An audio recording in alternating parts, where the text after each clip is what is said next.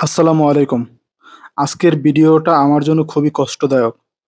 আজকে আমি সকাল, সকাল আমাদের জেলা শহর বরগুনাতে গিয়েছিলাম। আমার এই যে খামার বাড়িটা রয়েছে, এই বাড়িটায় চতুর্পাশে বেড়া দেওয়ার জন্য আমি নেট কিনে নিয়ে এসেছি।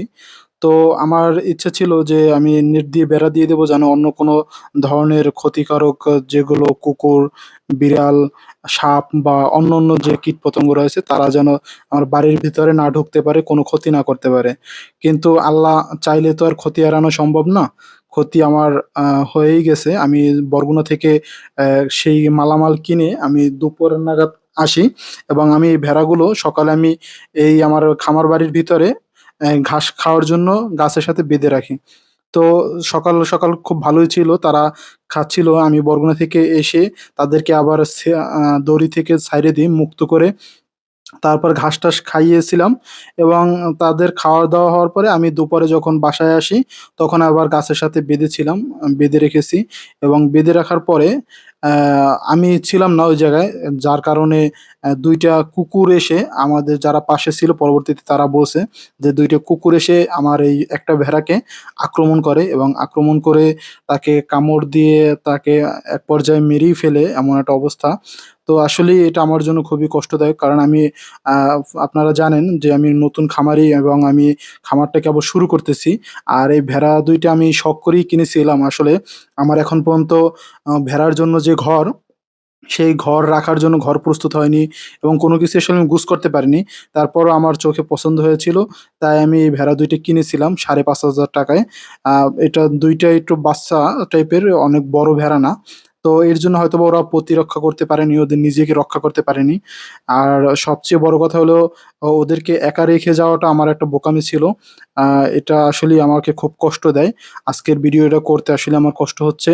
তো তারপরও যাই হোক হয়তোবা আমার আ খামারের শুরুতেই এটা আমার জন্য একটা পরীক্ষা।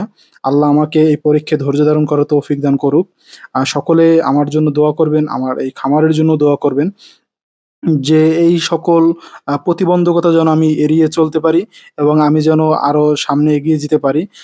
আমি আমাদের এই খামার বাড়ির ভিতরেই একটা পাশে আমার পুকুর পাড়ে একে আ মাটি খুঁড়ে এখানেই আমি আ আসলে একে মাটির পুঁতে রাখার চেষ্টা করেছি। আপনাদের সকলের কাছে আমি দোয়া চাই যেন আল্লাহর যে যত পরীক্ষা রয়েছে আমি যেন সকল পরীক্ষায় উত্তীর্ণ হতে পারি।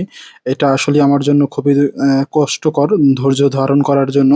তারপরে এই কাজের ফাঁকে আমরা যখন ভেড়াটা পুঁতে রেখি এরপরে কিছুক্ষণ পরে আমি যেহেতু আগামীকালকে ইনশাআল্লাহ আমাদের যে গরুর খামার করতেছি প্রজেক্ট, সেই প্রজেক্টের যে আমার খামারটা ওই খামারের কালকে ঢালাই দেওয়ার চেষ্টা করব, ফ্লোর ঢালাই।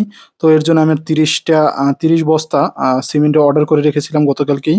এবং আমি আপনাদেরকে পিছের ভিডিওতে দেখিয়েছিলাম যে আমার খোয়া, ইট ভাঙিয়ে খোয়া রেডি করে রেখেছি এবং বালিও রয়েছে পর্যাপ্ত পরিমাণ। তারপরও কিছু মালের প্রয়োজন আছে।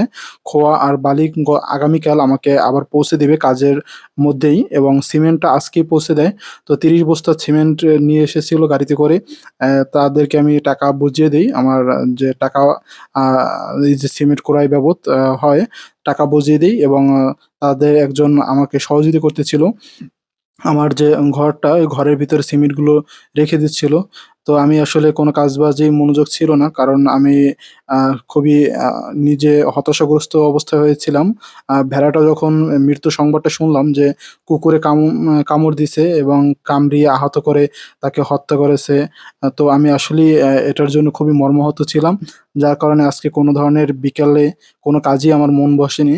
তাই আমি আ খুবই বিষয়টা নিয়ে আপসেট। তো সকলের কাছে আবারও আমি দোয়া চাই। রব্বুল আলামিন যেন আমার খামারে বরকত দান করে এবং সকল বিপদ-আপদ মুক্ত রাখে। আপনাদের কাছে আমি দোয়া চাই এবং যারা নতুন রয়েছেন এবং আমি আপনাদের যারা আমার অলরেডি সাবস্ক্রাইব করা আছেন, আমি সকলকে অদায়তে করেছি যে আমি দৈনিক আমার খামারের সকল আপডেট আপনাদেরকে দেব। আসসালামু আলাইকুম।